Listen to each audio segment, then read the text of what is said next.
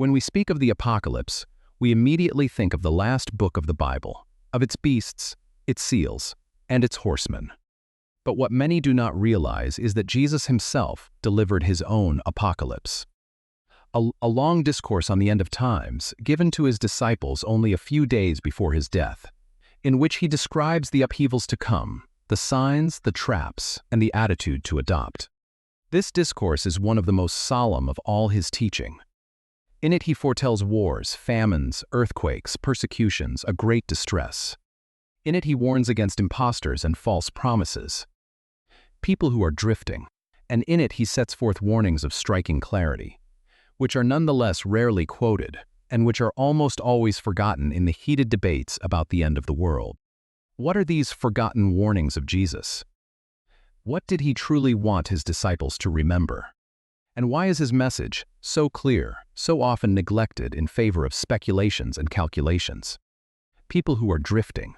That is what we are going to rediscover today, by returning directly to the words of the Master, just as they have been handed down to us. Stay until the end. This great discourse, moreover, has a name among the specialists. It is called the Olivet Discourse, or sometimes the Little Apocalypse, in contrast to the great book of Revelation. We find it, with variations, in 3 of the 4 Gospels, which shows the importance the first Christians gave to it. It is, by far, the most developed teaching of Jesus on the end of times, his own vision of what must come to pass. Now it is striking to observe that this discourse, though crucial, is far less quoted than the book of Revelation by John. When the end of the world is mentioned, we think of the beasts and the seals, rarely of the direct words of Jesus. This is one of the great paradoxes of our subject. The most authoritative source, the teaching of the Master himself, is often eclipsed by the more spectacular images of the last book of the Bible. To return to this discourse is therefore to return to the root, to what Jesus wanted, from his own mouth, to pass on to his own. The scene takes place in Jerusalem, in the final days of Jesus' life. He has just left the temple, that magnificent place, which was the pride of an entire people. His disciples, full of admiration, point out its splendor to him, the enormous stones, the sumptuous ornaments. And it is there that Jesus speaks a word that chills them. There will not remain, he tells them, one stone upon another, everything will be destroyed. This astounding announcement is the starting point of the whole discourse. Shaken, the disciples join him a little later on the Mount of Olives, which faces the temple, and ask him the question that torments them. When will this happen, they ask, and what will be the sign of your coming and of the end of the world? It is in answer to this twofold question that Jesus unfolds his great prophecy. It must be noted at the outset, his discourse blends several horizons. The imminent destruction of Jerusalem, which would indeed occur a few decades later, and events far more distant, up to the end of times. This overlapping explains in part why the text is so dense and so debated. And the very first thing Jesus says is not a description of catastrophes, but a warning. His first word is, "Take heed that no one deceive you." Even before speaking of wars or signs, he warns against deception. For, he announces, many will come usurping his name, presenting themselves as messengers, even as the Christ himself, and they will lead many astray. This is one of the most constant warnings of the whole discourse. The first danger of the last times is not suffering, but seduction, confusion, the false guides who lead hearts astray. This concern about deception is not insignificant. People who are drifting. Jesus could have begun with the most spectacular signs, but he deliberately chooses to place at the forefront the warning against deception. As if he wanted to say, before looking to the sky, look at whom you trust. The danger he fears most for his own is not that they should suffer, but that they should be led astray, that they should follow false guides, that they should let themselves be deceived by seductive promises. This order of priority says a great deal. For Jesus, the worst peril of troubled times is not external, but internal. It is to lose discernment, to let oneself be carried away by fear or by enthusiasm toward false certainties. And history has proven him right. How many times have sincere crowds followed guides who claim to be sent, only to end up deceived, sometimes to the point of tragedy. By placing this warning first of all, Jesus lays a foundation. In the turmoil, keep your clarity of mind above all else. Then comes the announcement of the great upheavals. You will hear of wars and rumors of wars, Jesus says. He speaks of nations rising up against one another, of famines, of earthquakes in various places. But, and this is crucial, he immediately adds an instruction that is almost always forgotten. See that you are not troubled, for these things must come to pass, but it is not yet the end. In other words, these calamities, however terrible they may be, must not sow panic nor be taken as the imminent sign of the end. He compares them to the beginning of birth pains, those first contractions that announce a long process, and not its immediate conclusion. This warning is one of the most neglected. For with every war, every catastrophe, every earthquake, voices arise to announce that the end is here, that the signs are being fulfilled, that the countdown has begun. Yet Jesus says exactly the opposite. Do not be troubled, it is not yet the end. He calls for stability, for discernment, for the refusal of panic, where so many people give in to alarm. To see in every misfortune the sign of the end is precisely what he warns against. The image of birth pains which Jesus uses here deserves that we pause over it, for it is of great depth. A woman giving birth goes through real pains, sometimes intense, but these pains are not the sign of a catastrophe. They announce a birth. They have a meaning, a direction, a happy outcome. By comparing the upheavals of the last times to these pains, Jesus gives a decisive key of interpretation. These trials, however grievous they may be, are not the end, but the passage toward a new world. This image changes everything in the way we approach the world's misfortunes. It invites us not to read them as signs of despair, but as the contractions of a birth in progress. Where others see only collapse, the one who holds fast to the word of Jesus discerns a process oriented toward life. That is why, in the midst of the upheavals, he can keep his calm and his hope without letting himself be troubled. Pain here is not the last word. It is the threshold of a birth. Jesus next announces a time of persecution. His disciples will be handed over, hated, mistreated because of his name. Many will stumble, betray one another, hate one another. False prophets will arise and lead the crowds astray. And, a sign of difficult times, the love of the greater number will grow cold. This last image is striking, not only outward violence, but an inward cooling, a withering of charity, an indifference that takes hold of hearts. Yet, here again, Jesus does not stop at the dark picture. He adds a promise: the one who perseveres to the end, that one will be saved. Perseverance, tenacious faithfulness, this is what he puts forward. And in the midst of these trials, Jesus slips in an astonishing indication about the unfolding of history. This good news of the kingdom, he says, will be preached in the whole world, as a testimony to all nations, and then the end will come. Here is another warning often forgotten. Before the end, there is a mission, a message to be carried everywhere. The time that precedes is therefore not an empty time, devoted to scrutinizing signs, but a time of task, of commitment, of testimony.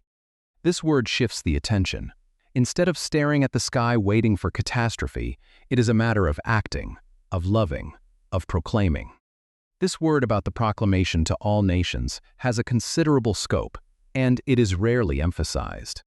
It means that the time preceding the end is not dead time, a mere waiting room where one watches for signs. It is a time of work, of radiance, of generosity. Jesus directs the gaze of his disciples not toward the sky they must scrutinize, but toward the world they must serve and reach. There is in this a powerful antidote to the obsession with the last times. The one who absorbs himself in calculations and predictions ends up neglecting his present task. He looks far off and forgets his neighbor. Jesus, on the contrary, fills the time of waiting with a concrete mission: to bear witness, to proclaim, to love, to the ends of the earth. The countdown, if there is one, is not a stopwatch to monitor, but a work to accomplish. And it is this work, and not speculation, that gives meaning to the time that remains. Jesus then comes to a precise sign, which he calls, borrowing an expression from the prophet Daniel, the abomination of desolation, standing in the holy place. He expressly invites the reader to understand. And he then describes a period of distress without precedent. The Louis Segond text reports his words with extraordinary force.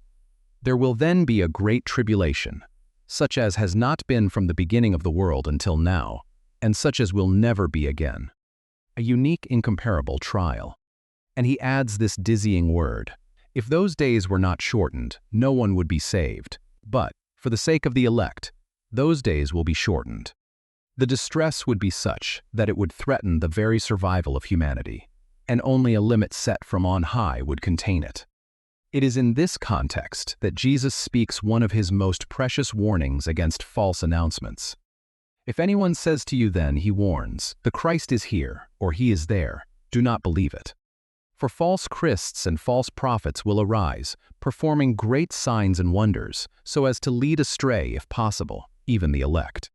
Then he gives a decisive image, which should forever close all speculation. As the lightning comes from the east and shines as far as the west, so will be the coming of the Son of Man. In other words, his return will not be a secret reserved for a few initiates, nor a hidden event to be decoded. It will be obvious, universal, blazing like lightning in the sky. No one will need to be told of it. The image of lightning is of remarkable power. Lightning has no need to be announced. It lights up the whole sky all at once, visible from east to west, without anyone having to point it out. By describing his return in this way, Jesus sets aside in advance any idea of a discreet secret coming, reserved for a place or a group. If someone claims that the Christ has returned in secret, that he is hiding in the desert or in a room, it is, by definition, that this is not the true return. For that return will be blazing and universal. This precision is a gift of great value, for it protects us from a host of deceptions. It gives us a simple and unanswerable criterion. The true return is not whispered, it is seen. No one will need an intermediary to reveal it to him. No one will be able to hold a monopoly on it, or make a trade of it. It is one of the ways in which Jesus safeguards his own against impostors, by describing his return as an event so manifest that no secret announcement could possibly concern it. This warning, too, is constantly forgotten. For how many times have we heard it said that the Christ had returned in such a place, under such a name, in such a movement? How many groups have claimed to hold a hidden revelation about his return? Yet Jesus had been absolutely clear: do not believe those who say he is here, he is there. His return will not be a secret murmur, but a flash of lightning visible to all. Whoever claims the contrary directly betrays his words. Jesus then describes the great cosmic signs that will accompany this moment. The sun will be darkened, the moon will no longer give its light, the stars will fall from the sky, the powers of the heavens will be shaken.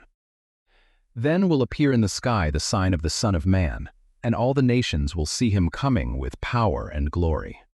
These images, taken up from the ancient prophets, express the cosmic scale of the event.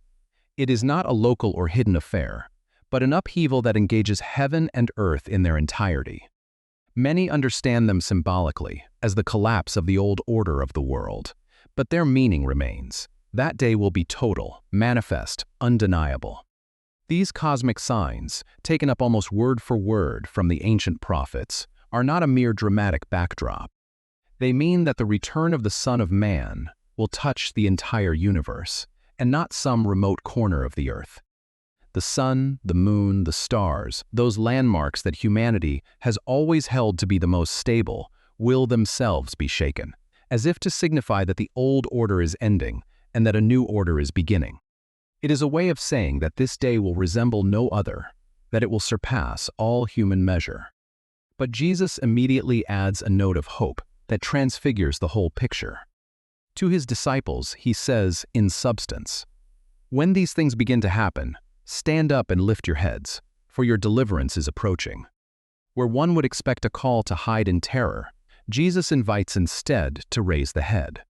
For the one who trusts him, these signs are not the announcement of a catastrophe to flee, but of a liberation that is coming. This reversal is typical of his whole discourse. Even the most frightening images open onto a promise. Jesus then illustrates his point with a little parable, that of the fig tree. When its branches become tender and the leaves come out, he says, "You know that summer is near.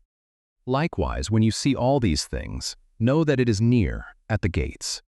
This image has fed countless debates. For Jesus adds a difficult sentence, affirming that this generation will not pass before all this happens.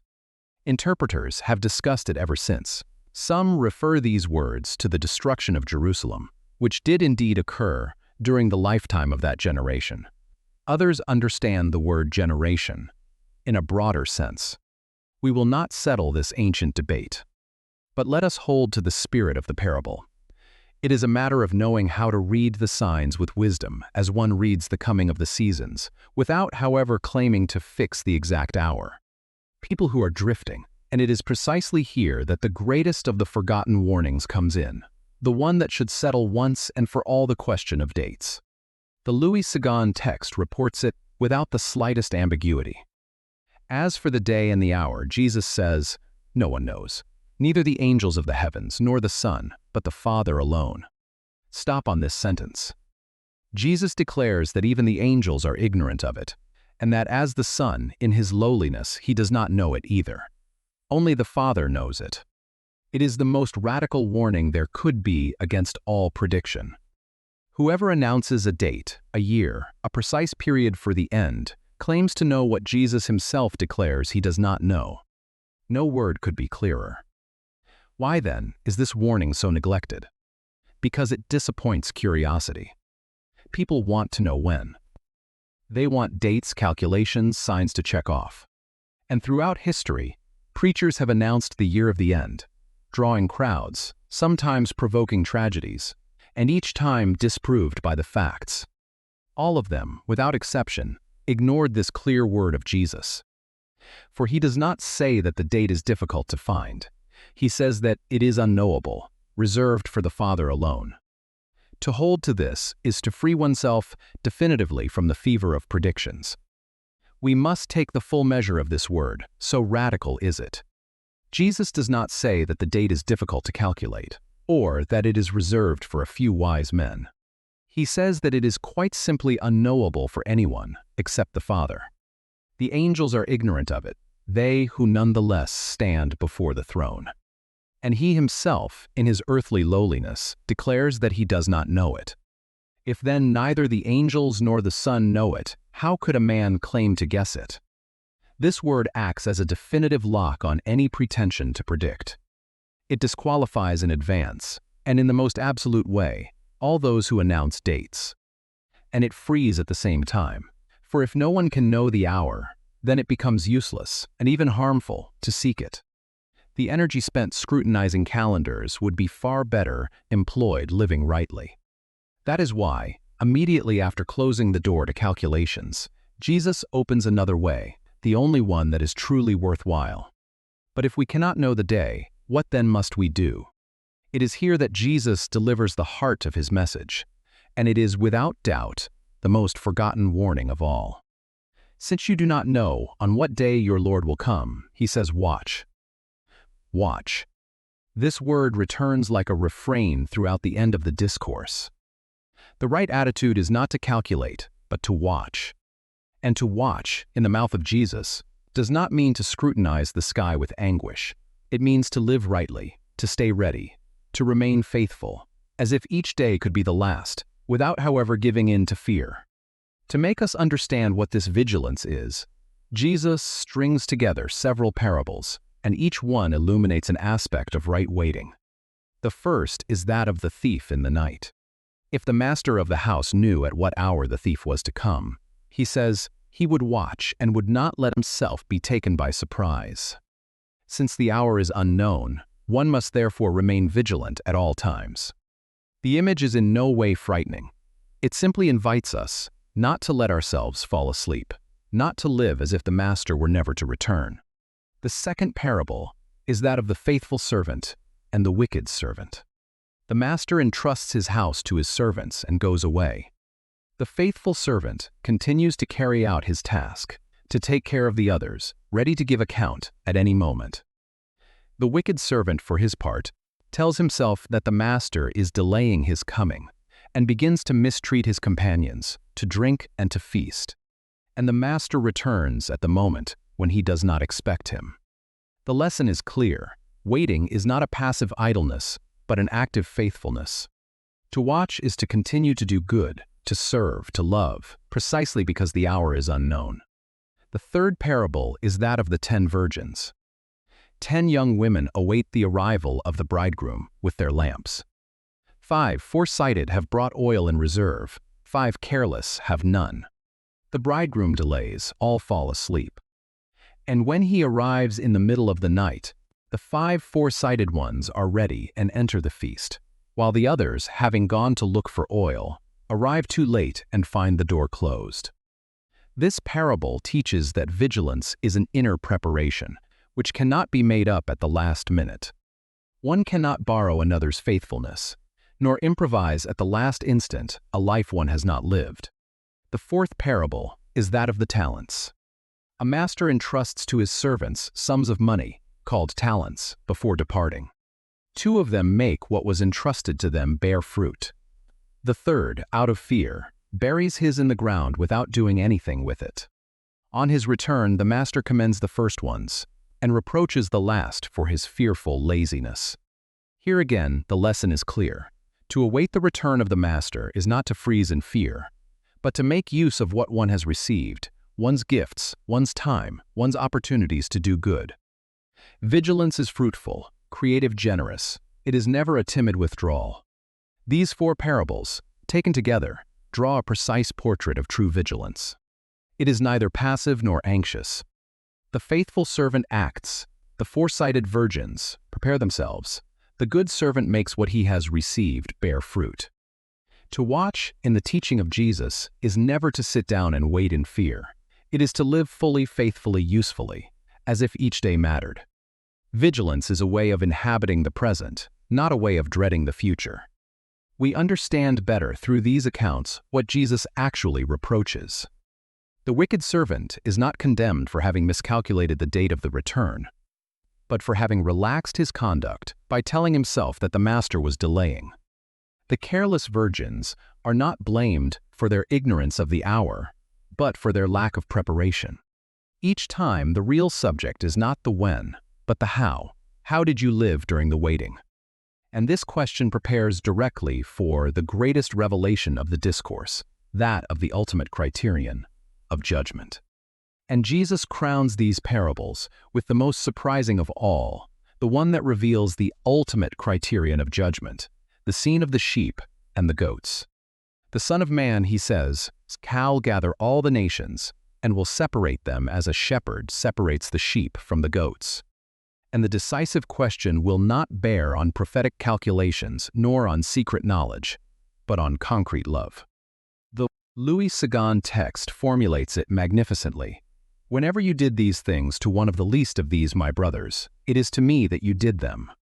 To have given food to the one who was hungry, welcomed the stranger, visited the sick and the prisoner, that is the criterion. It is perhaps the most forgotten warning of all. In the end, what will count will not be having guessed the date, but having loved. Let us take for a moment the measure of this reversal. The whole discourse of Jesus on the end of times, after describing the signs and the trials, opens not onto a calculation, but onto a call to vigilance and to love. The great question of the judgment is not, did you know when, but did you love, did you serve, did you remain faithful? It is here that the gap is measured between the real message of Jesus and the use too often made of it. We grow excited about the beasts, the numbers, and the dates. We forget the essential, which is to watch while loving. And yet, it is right there that Jesus placed the whole weight of his message. Let us understand, then, why these warnings are said to be forgotten. It is not that they are hidden. On the contrary, they are written in black and white, at the heart of the Gospels. But they are eclipsed by our fascination with the spectacular. We retain the wars, the signs, the great tribulation, and we pass over in silence the instructions that accompany them. Do not be troubled, do not believe those who announce. No one knows the day. Watch, persevere, love. These words, however, are the true teaching of Jesus about the end. The rest is only its backdrop. There is in this an almost ironic lesson. The verses that are quoted the least are precisely those that Jesus most insisted on passing on, while those that are brandished endlessly were, in his mouth, accompanied by an instruction of calm that we forget to hear. What makes this scene so moving is the surprise of the two groups. People who are drifting. Neither the one nor the other seems to have been aware of what they were doing. The righteous ask, "When did we see you hungry or a stranger or sick?" They did not know that in helping the least, it was he whom they were serving. True love, the parable suggests, does not calculate, does not seek reward. It simply acts out of compassion without even measuring the full scope of its gestures. This surprise is rich in teaching. It shows that the judgment will not bear on spectacular feats, nor on advanced knowledge, but on the ordinary quality of our love. A meal shared, a visit to a sick person, a welcome offered to a stranger. That is what, in the eyes of Jesus, will weigh the most. It is a complete reversal of our usual hierarchies. In the great staging of the end of times, the decisive detail is not a cosmic sign, but a gesture of kindness toward the humblest of men. There is, moreover, a profound coherence in all this. Jesus does not seek to satisfy our curiosity, but to transform our life. He does not say when the world will end, because that is not what should occupy us. He says how to live in the waiting, because that is where everything is decided. To know the date would make no one better. It would only feed fear or laxity. But to watch, to remain faithful, to love the least, this is what truly prepares us for any encounter, whether it comes at the end of times or at the end of our own life. Let us recap the forgotten warnings of Jesus. First, do not let yourself be deceived by false guides and impostors. Next, do not be troubled by wars and catastrophes. They are only the beginning of the pains, not yet the end. Then, do not believe those who announce that the Christ is here or there. His return will be blazing like lightning. Above all, never forget that no one knows the day nor the hour except the Father alone. And finally, before all this, do one single thing: watch, by remaining faithful, fruitful, and loving, for it is on concrete love that the end will be measured. 5 clear warnings given by Jesus himself, and yet constantly eclipsed by the speculations he precisely sought to diffuse. This way of finishing is not by chance. It reveals what Jesus had at heart in delivering this whole discourse. He was not seeking to frighten his disciples, nor to turn them into anxious watchers, but to make them solid, faithful, and attentive to others. All his warnings converge toward this single goal: not to know, but to be ready, not to predict, but to love. It is the exact opposite of the sensational use often made of these texts. And it is no doubt for this reason that his warnings are so easily forgotten. People who are drifting, they do not flatter our taste for the spectacular. They do not feed our desire to master everything, to date everything, to guess everything. They send us back, more humbly, to our own conduct, to our daily faithfulness, to our capacity to love here and now. But it is precisely in this that they are so precious. They transform the anguish of the end into an invitation to live better, starting today.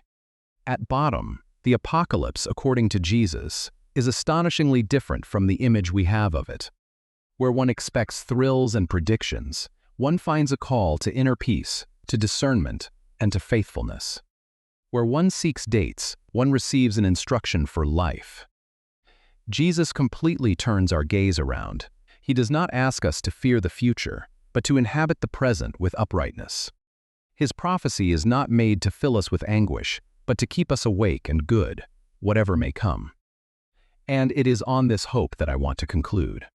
The discourse of Jesus, despite its dark images, does not have catastrophe for its last word, but the glorious coming of the Son of Man and the gathering of his own. It does not leave us in terror, but in the confident waiting for the one who returns. The best way to prepare for the end, whatever it may be, is therefore not to dread it nor to calculate it, but to live starting today as people who are awake, faithful, and full of love. For the one who lives in this way has nothing to fear from the morrow. He is already ready. And this preparation depends on no date, on no sign to decipher. It is built day after day in the secret of an upright life. There is perhaps the most beautiful of the forgotten warnings. That the end, far from being a threat for the one who loves, is the dawn of an awaited encounter. The one who has watched has no need to tremble. He is only to open the door. So I turn to you. Among all these warnings of Jesus, which one seems to you the most forgotten today? The one about false guides, the one about the ignorance of the day, or the one about love for the least? And would you like us to devote an entire video to the parables of vigilance, such as that of the 10 virgins or the talents? Tell me in the comments. Your reflections are always fascinating to read. If this rediscovery of the words of Jesus has touched you, think of subscribing to the channel and activating the notification bell, so as not to miss any of our next explorations into the heart of the sacred text and its deepest teachings. Thank you for journeying all the way to the end with me. May vigilance and peace always light your path.